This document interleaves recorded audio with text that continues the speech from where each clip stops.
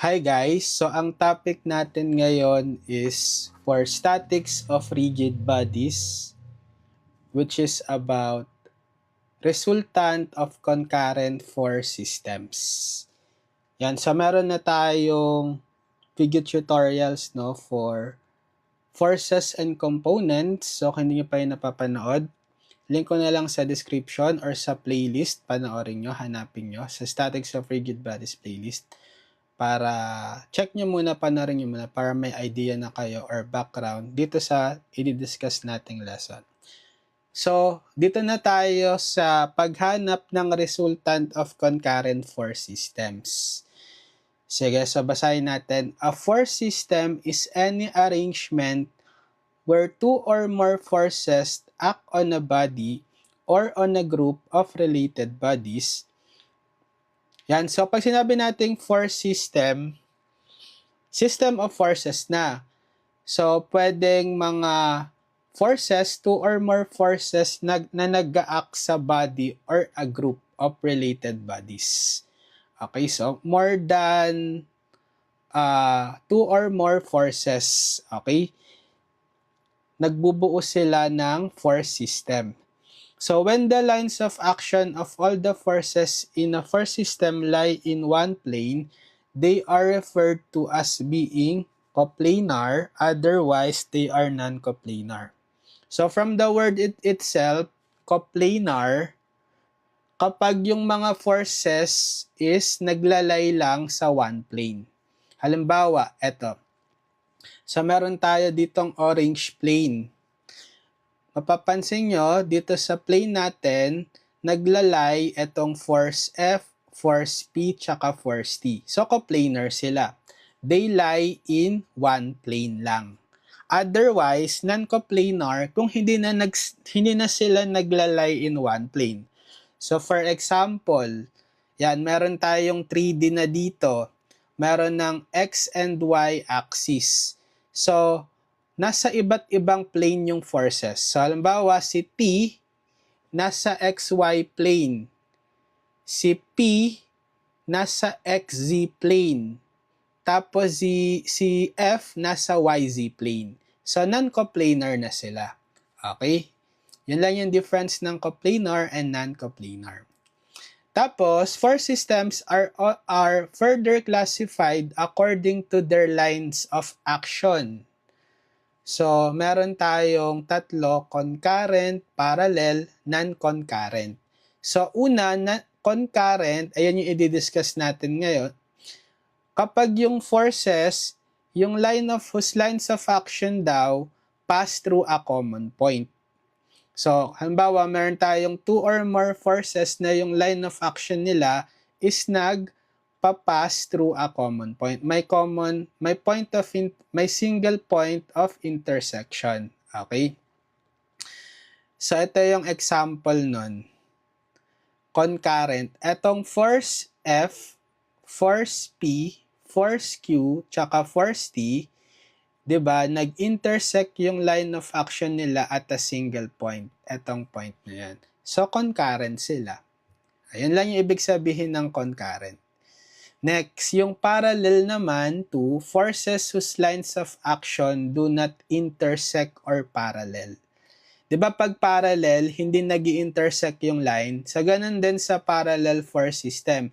Yung line of action ng mga forces, hindi nag-intersect. Halimbawa, ito, si P, si T, tsaka si F. Kasi mga sila, vertical forces. So, never silang mag-intersect. Parallel sila. Next, yung number 3 is non-concurrent. Forces whose lines of action are neither parallel nor intersect in a common point. So, kapag hindi na concurrent at hindi parallel, non-concurrent na. So, pwedeng combination ng parallel at concurrent. Okay? Basta, hindi sila kapag meron na silang intersection na more than one point, usually non-concurrent na yon. Okay? Halimbawa, ito. Kung mapapansin nyo, si P tsaka si Q parallel sila. 'Di ba? Kaso, nadagdagan pa ng force F tsaka T. So, yung F nag-intersect dito kay P at this point, tapos nag-intersect kay Q at this point. So, non-concurrent na yon, di ba? Kasi hindi na single point lang yung point of intersection. Ito ring si T, nung dinagdag si T, nag-intersect siya kay P dito, tapos kay Q dito. Yan, so more than one point na yung point of intersection. Okay? Kaya non-concurrent na siya. Pwedeng combination ng parallel and concurrent. Basta, hindi dapat purely parallel or purely concurrent. Okay? Or yes, purely concurrent. Kapag at least two na yung point of intersection nung four systems. So, yon yung ating different types ng four system according to lines of action. Concurrent, parallel, non-concurrent. Ngayon, the resultant of four system is the same, is the sum of the forces in the system, which is the single force equivalent to all the forces in the system. So, halimbawa, ito yung mga four systems natin sa concurrent, parallel, non-concurrent. Yung resultant nila is the sum nung lahat ng forces sa system na equivalent sa single force. So, yung lahat ng forces na to, kapag kinuha yung single resultant force, yun yung equivalent sa magiging effect sa lahat ng mga forces sa system. Okay? So, paano kuhain yung resultant? So, meron tayong three ways of adding three or more force vector. Graphically, analytically, or component method. So, by the way, sa discussion pa lang natin dun sa components ng forces, natin agad doon, na kuha na agad natin doon yung concept ng resultant. Kasi, yung resultant nung dalawang components ng forces, yung vertical tsaka horizontal, is the force itself. So, halimbawa, ito. So, etong R is a force na with inclination siya, diba, with respect sa horizontal, theta. So, pwede nating makuha yung components niya as yung yung vertical T tsaka horizontal T. Which is, also, kapag inad natin yung T tsaka P, yung resultant nila is yung mismong force R itself. Yan. Okay, so, ngayon, didiscuss naman natin kung ano-ano yung mga different methods to add or find the resultant nung force system. So, graphically yung una, tapos pangalawa, analytically or component method. So, dun sa graphically, consider the force system. Meron tayong force system, concurrent yung given force system natin kasi nag-i-intersect sila sa origin. So, isa lang yung point of intersection. So, ito si F, ito si P, ito si Q. So, sa graphical method, pwede tayong gumamit ng parallelogram law. Sige, so, ikakopy ko muna. I-illustrate ko kung paano yung graphical, yung parallelogram.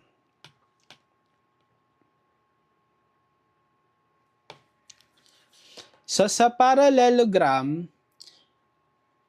bubukay ng parallelogram. So, tatlo yung force natin. Pwede kayong mag-consider ng dalawa muna na gagamitan nyo ng parallelogram law. Sige, so aalisin ko muna itong Q. Sige, lagay ko na pero hindi ko muna siya gagalawin. Ito munang F and P, yung kukuhaan ko ng resultant. Kasi two at a time tayo maghahanap ng resultant kapag graphical. Okay? So, unahin ko itong F and P. Hanapin ko yung resultant nila using parallelogram law. From parallelogram law, bubukay ng parallelogram. So, ibig sabihin, ikakopy ko itong P.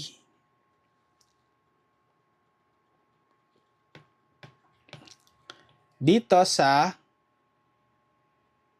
i-connect nyo siya dito sa head nung F, yung tail nung P.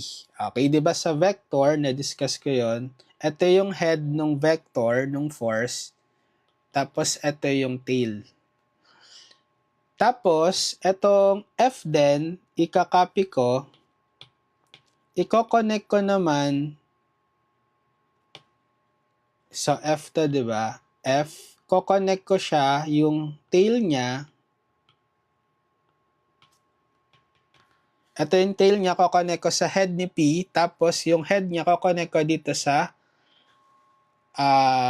head nung P na pangalawa, yung kinapi ko kanina, para makabuo tayo ng parallelogram. Tapos, yung magiging resultant niyan is, from the starting point, yung point of concurrency, yung origin, connect nyo dito sa yung diagonal nung parallelogram. Yan. So, pangalanan ko to as, sige, gagawin kong color green. So, ito yung resultant. Lagay, let's say R1. Resultant nung F and P. Next, kukuhain naman natin yung resultant nung R1 tsaka yung last force Q. Okay, kung anong makuha natin resultant ni R1 at ni Q, yun na yung magiging final resultant nung system.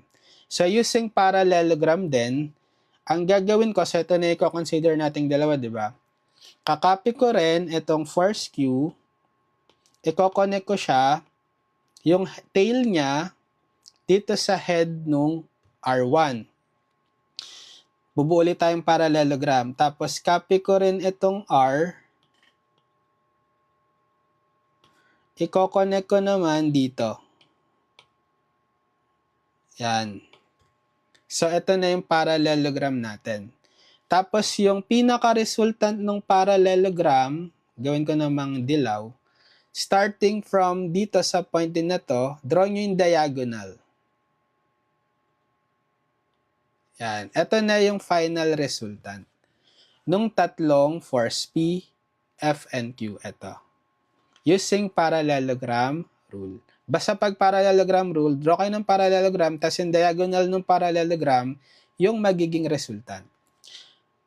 So, pwede ring triangle law kung ayaw nyo ng parallelogram. Paano pag triangle law? So, ganun din. Sige, copy ko. Copy ko yung given. Magko-consider tayo ng two forces at a time muna. Okay, so simulan ko kay F and P. So, kailangan makabuo tayo ng close triangle. So, etong P, kung kay F and P ako magsisimula, i-connect ko yung, tatanggalin ko siya dito sa point O, yung initial point. I-connect ko siya sa head nung F, yung tail ni P. Tapos, yung resultant nila is, pag kinonect natin from starting point O to the head nung P. So, triangle. Yun nabuo natin. So, ito yung resultant, R1. Tapos, next is, etong resultant R1, kukuhain naman natin yung resultant with Q. I-add natin. Para, yun na yung magiging equivalent resultant ng system. So, by triangle law, ang gagawin ko naman, i-connect ko, so aalisin ko dito si Q, i-connect ko siya sa yung tail niya sa head ng R1. Tapos, para makuha yung resultant from the origin, connect natin to the head ng Q. So, ito na yung final resultant. So, nakabuo rin tayo ng triangle. Diba? Same lang. So, ganito rin yung resultant using parallelogram.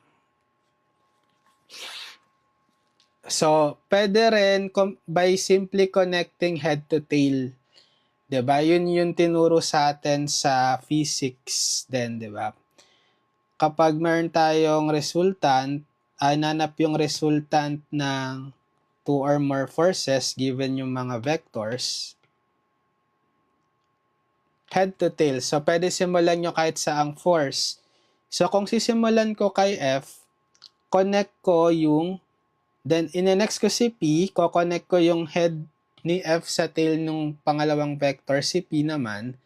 And then, etong si Q naman, next is i-connect ko yung tail niya sa head ni P. Tapos, pag kinonect ko na yung origin, mula sa origin hanggang dun sa head ni P, ni Q, makukuha na natin yung resultant R. So, pwede rin ganito. Yan. So, same lang yung makukuha nating resultant. Yan. So, kung graphical gagamitin nyo, ang disadvantage nga lang is matrabaho, tsaka mag-aano pa kayo scale.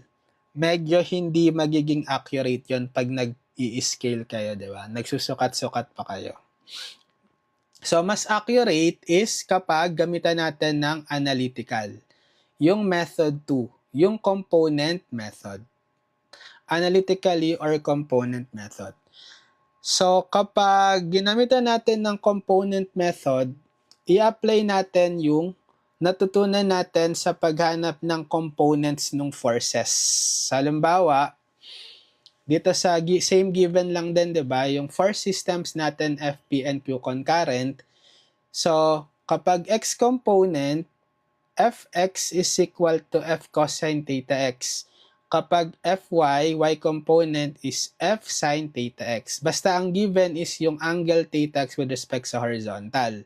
Kapag x component times nyo yung magnitude sa cosine ng theta x, kapag y component times nyo yung magnitude ng force sa sine ng theta x.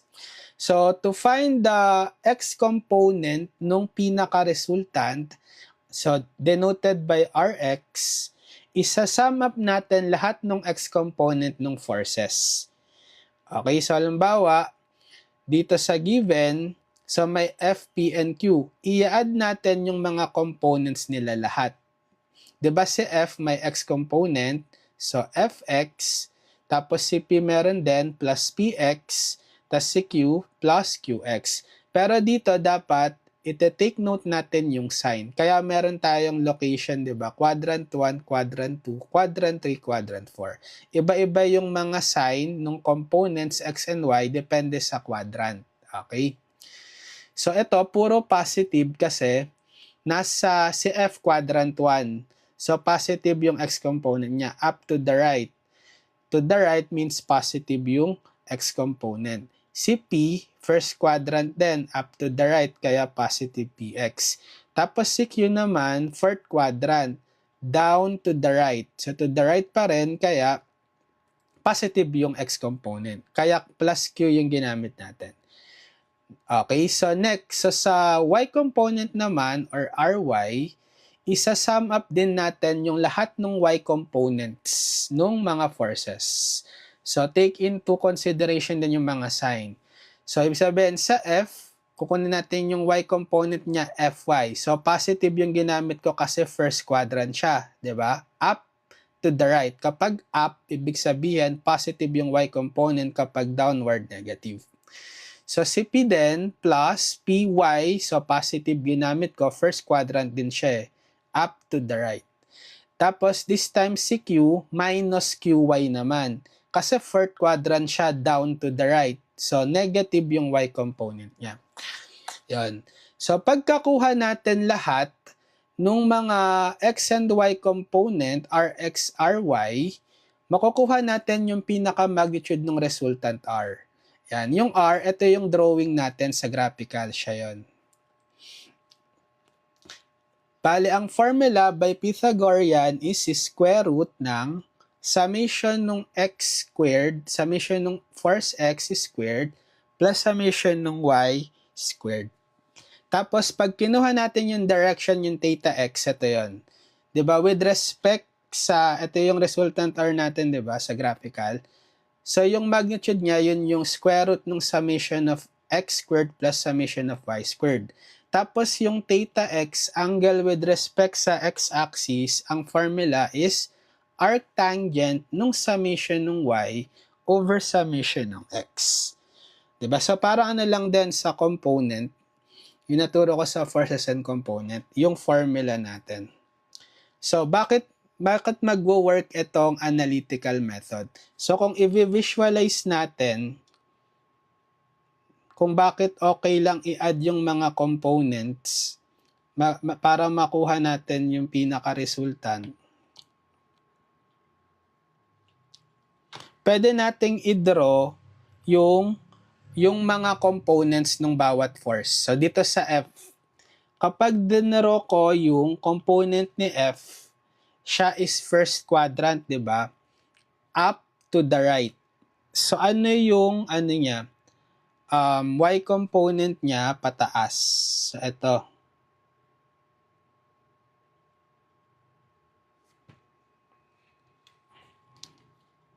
Pataas. Tapos, yung X component niya, ito. Pakanan. Kasi, up to the right siya.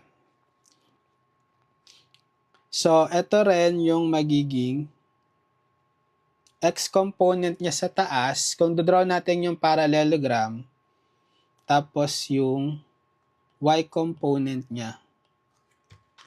Okay, sa kanan. Ay, sa kaliwa. Yan. Next, so ito yung Fy tsaka Fx.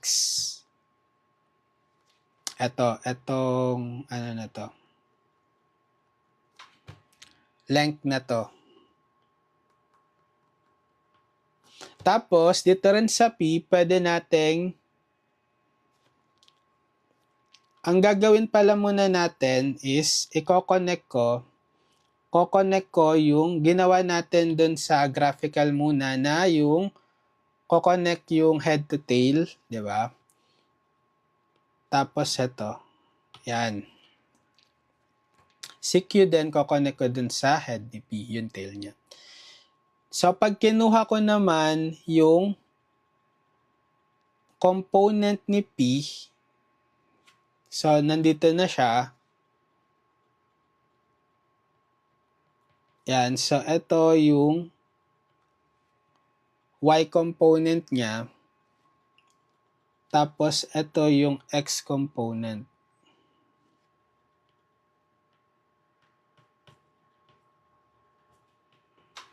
Yan. Extend ko lang to.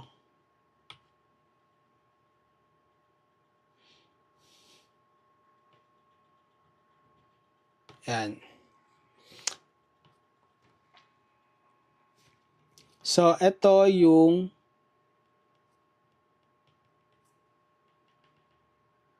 same level sila dito, di ba? So, ganito lang kalaki yung kanyang Y component. Dito. Ito yung PY. Tapos, ganito kahaba. So, si P is, ano rin pala siya, up to the right. Di ba? So, yung X component niya dito sa baba is to the right then. PY. Tapos, etong si Q naman, so si Q is down to the right. Okay, so ibig sabihin, ganito siya.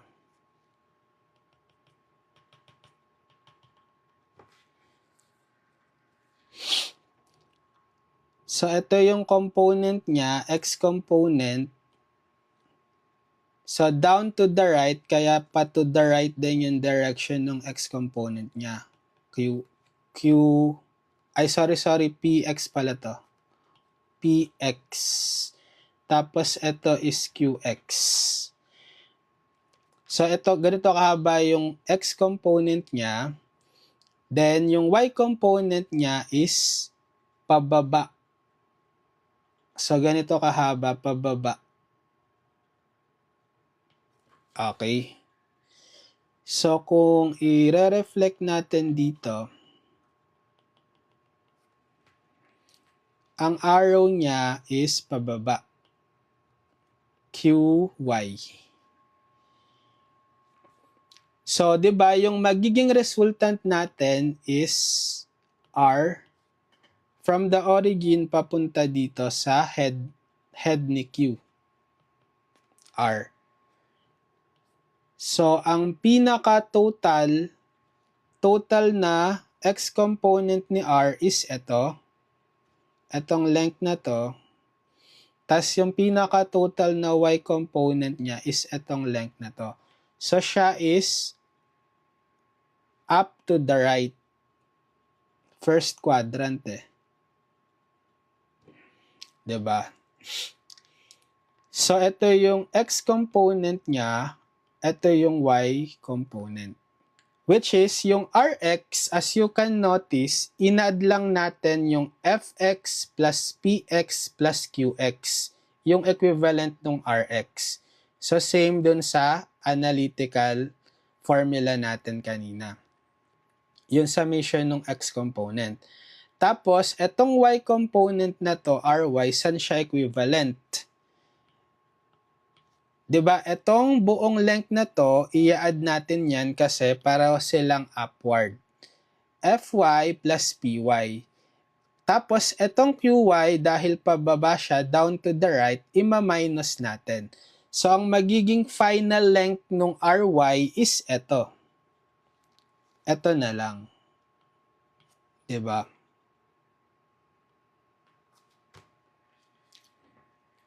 So, ang final direction niya is pataas kasi mas lamang yung length nung pataas minus yung length nung pababa. Kaya nasa first quadrant siya up to the right. 'Di ba, kapag kinuha natin yung Ry, add natin yung Fy plus Py minus Qy. So, same lang dito sa formula. So, kaya nag-work din yung analytical method. Ina-add natin lahat ng X component tsaka Y component. Yan. Tapos, makukuha nyo yung resultant R using Pythagorean na nung Rx and Ry. Square root nung Rx squared plus Ry squared. Tapos, the theta is using arctangent. Bakit arctangent? Kasi this is a right triangle. Kaya rin natin nakuha yung formula na square root nung Rx squared plus Ry squared. Kasi di ba right triangle to, so pwede kayong mag-Pythagorean. Tapos itong theta, makukuha nyo by getting the tangent theta nung Ry over Rx. So kapag kinuha nyo si theta, arctangent nung Ry over Rx. So kaya nakuha natin yung ganitong formula. Yan. So, ang palagi natin gagamitin dito is component method sa statics. Yan. Para padali nating makuha yung resultant tsaka mas accurate. Kukumputin na lang natin yung mga components. Okay, so I think ayan na yung discussion dito sa concepts ng resultant of concurrent force system. So, sa susunod is mag-solve na tayo ng problems para ma-apply na natin yung mga na-discuss na concept and formula. Okay?